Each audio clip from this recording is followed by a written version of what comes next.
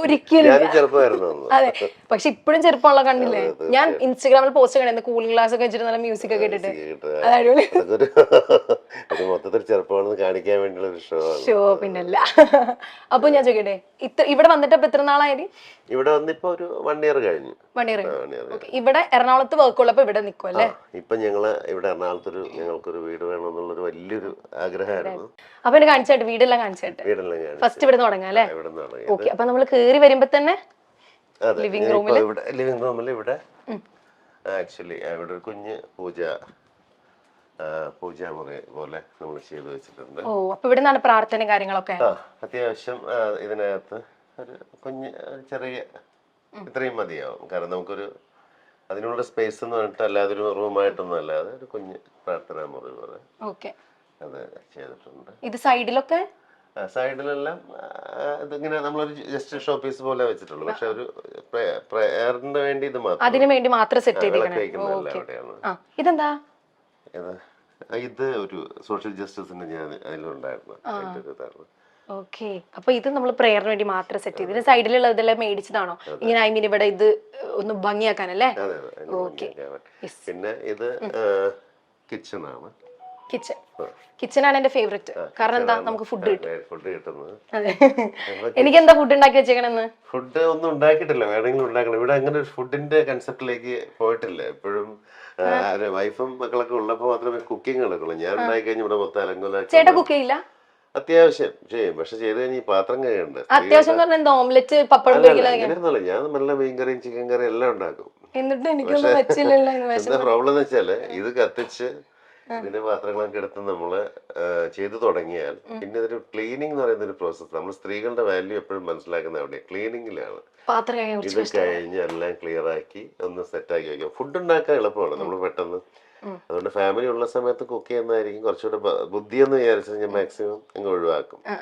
അപ്പൊ നമ്മൾ കുറച്ച് ഫുഡ് കുറയ്ക്കും. അപ്പൊ ഒന്ന് അത്യാവശ്യം വലിയ ഡയറ്റിംഗ് പോലെ നടക്കുമല്ലോ. കാരണം ഈ സമയത്ത് നടക്കുമല്ലോ ഫുഡ്. പാചകം ചെയ്യാനുള്ള മടി കൊണ്ടുള്ള ഡയറ്റിംഗ്. അത് ശരി, അല്ലാണ്ട് ഡയറ്റിംഗ് ഒന്നും ഇല്ല. സ്വിഗ്ഗി ഒന്നും ഓർഡർ ചെയ്യില്ല?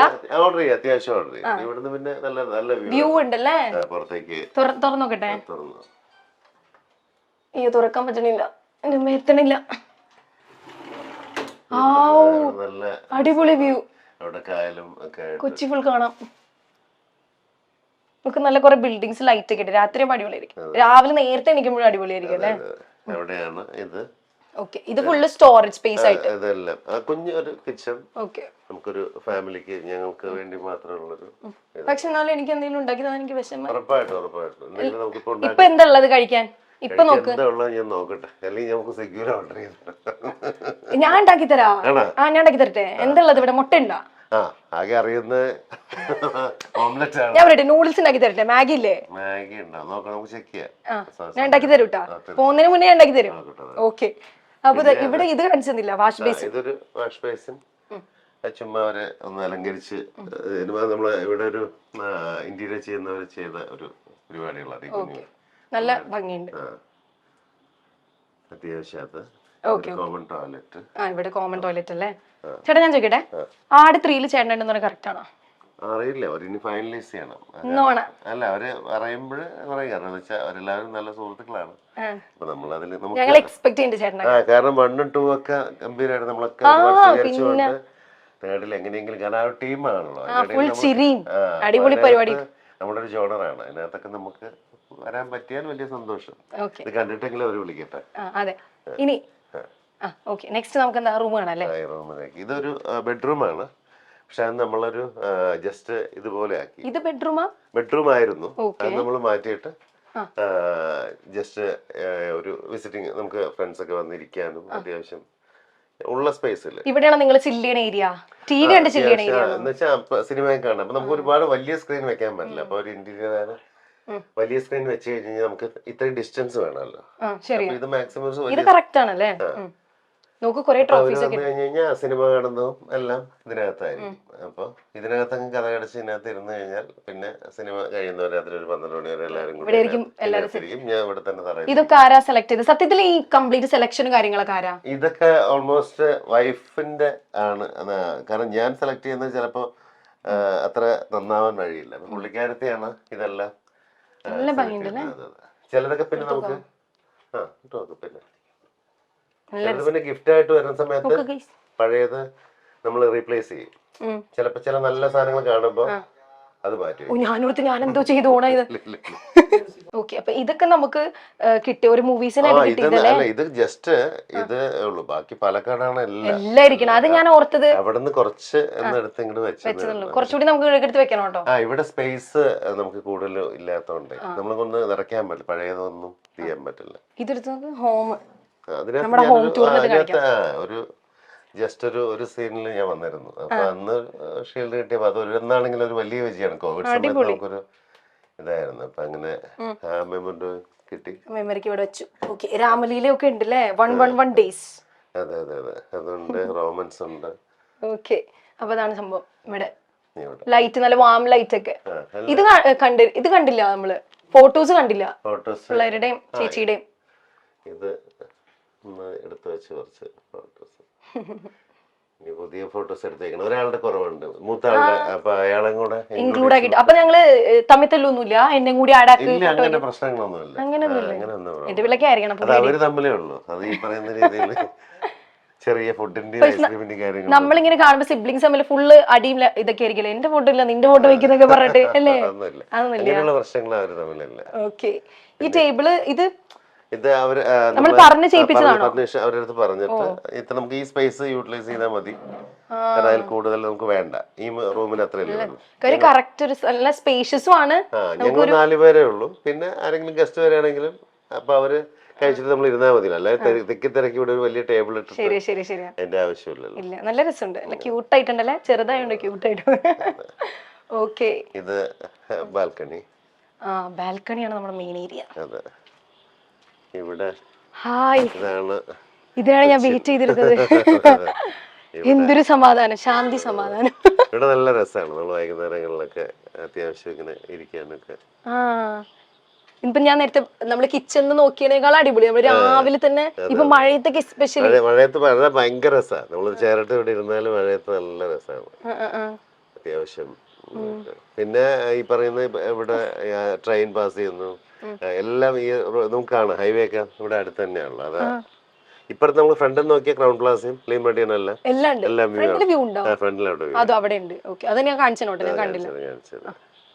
അങ്ങനെ. ഇതിപ്പോ ഏറ്റവും മേളിലാണല്ലേ നമ്മള് 14th ഫ്ലോർ, ഏറ്റവും ടോപ്പില്. അങ്ങനെ, അതാണ് ഇത് ഇവിടുത്തെ. ഓക്കെ, ഇനി അപ്പൊ ഇവിടെ ടോട്ടൽ ഉള്ളത് ഇനി 3 ബെഡ്റൂമിന് ഇനി 2 ബെഡ്റൂമാണ്. ഇത് ഒരു ബെഡ്റൂം. ഓക്കെ, ഇതൊരു ബെഡ്റൂമാണ്. നല്ല ബെഡ്റൂം. ഇതൊരു ബെഡ്റൂം. ഇവിടെ നമുക്ക് ജനൽ തുറന്നു കഴിഞ്ഞാൽ ആ വ്യൂ ഉണ്ടാവും. രാവിലേക്ക് ഇങ്ങനെ വെയിലൊക്കെ അടിച്ച് തുറക്കാം. ഇതാരടിയാ? രാവിലെ വെയിൽ അടിക്കാൻ ഇഷ്ടമല്ലാത്തതുകൊണ്ട് വ്യൂ ഒക്കെ കൊള്ളാം, പക്ഷെ ഡിസ്റ്റർബ് ചെയ്യുന്ന ആർക്കും ഇഷ്ടമല്ല. അതെ, ഇതാരടിയാ? ഇതൊക്കെ പിള്ളേരെ കാണുമ്പോ. ഇത് പിള്ളേരുടെ റൂമാ? ഇല്ല, ഞങ്ങള് ഇവിടെ പിള്ളേരുടെ വലിയവരുടെയൊക്കെ റൂം ഒന്ന് തന്നെ. കാരണം വെച്ചാൽ ചെറിയ എല്ലാ സ്പേസിലും ചെറിയ സ്പേസുകൾ. ഈ റൂമിൽ അവരും മൂത്താളൊക്കെ ഉണ്ടാവും. ഇപ്പൊ 2 റൂമായിട്ട് ഞാൻ അഡ്ജസ്റ്റ് ചെയ്യും. അവിടെ ഇവിടെ ആയിട്ട് അഡ്ജസ്റ്റ് ചെയ്യും. പിന്നെ ഓൾറെഡി TV കാണുകയും സിനിമ കാണുകയൊക്കെ അവിടെ ആയതുകൊണ്ട് ചിലപ്പോ അവിടെ തന്നെ ഇത് കൊള്ളാം, പെയിന്റിംഗ് ഒക്കെ നല്ല. അപ്പൊ ഇപ്പോഴും നമ്മൾ ഓരോ പുതിയ പുതിയ സാധനങ്ങൾ കാണുമ്പോ ഇവിടത്തേക്ക് മാറ്റി വെച്ചിട്ട് നമ്മൾ വാങ്ങിക്കാറുണ്ട്. കാരണം ഇപ്പോഴാണ് ഓരോന്നോരോന്നേ കാണുന്നത്. ഈ കളർ കോമ്പിനേഷൻ കാണുമ്പോ നമുക്ക് മേടിക്കാം. ഇത് ഒരു ബെഡ്റൂമും കൂടെ. ഇതൊരു ബെഡ്റൂമാണ്. ഇവിടുന്ന് ഇതേപോലെ വ്യൂ ഉണ്ട്. ഇത് സൈഡിലത്തെ വ്യൂ. നേരത്തെ നമ്മൾ അപ്പുറത്തെ വ്യൂ. ഇത് സൈഡിലെ ഇത് ഓപ്പൺ ചെയ്താല് ഈ പറയുന്ന ട്രെയിനൊക്കെ പാസ് ചെയ്ത് പോകുന്നു. കായലാണ് അപ്പുറത്ത്. ഇതിപ്പോ രാത്രി ട്രെയിൻ കാണാൻ പറ്റുന്നുണ്ട്. ഇപ്പൊ ഇല്ല, പകലെല്ലാം നല്ല രസമാണ്. ഇവിടെ ഒരു ടെമ്പിൾ ഉണ്ട്. മലയാള മിനി സ്ക്രീൻ രംഗത്തും സിനിമാ രംഗത്തും ഏറെ സുപരിചിതനായ നടനാണ് ഷാജു ശ്രീധർ. സിനിമയിലൂടെയും സീരിയലിലൂടെയും എല്ലാം നമുക്ക് നർമ്മപ്രധാനമായ കഥാപാത്രങ്ങളാണെങ്കിലും സീരിയസ് കഥാപാത്രങ്ങളാണെങ്കിലും അദ്ദേഹത്തിൻ്റെ കയ്യിൽ ഒതുങ്ങും എന്ന് നമുക്ക് മനസ്സിലായിട്ടുണ്ട്. ചാന്ദിനിയാണ് ഷാജുവിൻ്റെ ഭാര്യ. പ്രണയ വിവാഹമായിരുന്നു ഇരുവരുടേതും. ഇവരുടെ ഇൻ്റർവ്യൂകളെല്ലാം തന്നെ വളരെ രസകരമാണ്. നമ്മൾ കണ്ടിരിക്കാനൊക്കെ ഇഷ്ടപ്പെടുന്നൊരു തരത്തിലുള്ള വീഡിയോകളാണ്, ഇൻ്റർവ്യൂസാണ് ഇവരുടെ കുടുംബ വീഡിയോകളെല്ലാം. സൗഹൃദങ്ങൾ ഒരുപാട് കാത്തു സൂക്ഷിക്കുന്ന ആളാണ് ഷാജു ശ്രീധർ. മിമിക്രി താരങ്ങളുമായിട്ട് മിമിക്രിയൊക്കെ ചെയ്യുന്ന ആളായതുകൊണ്ട് തന്നെ മിമിക്രി, കോമഡി അങ്ങനെയുള്ള കഥാപാത്രങ്ങൾ ചെയ്യുന്ന ആളുകളുമായി നടന്മാരുമായെല്ലാം വലിയ കോണ്ടാക്റ്റാണ് ഇവർ കീപ്പ് ചെയ്യുന്നത്.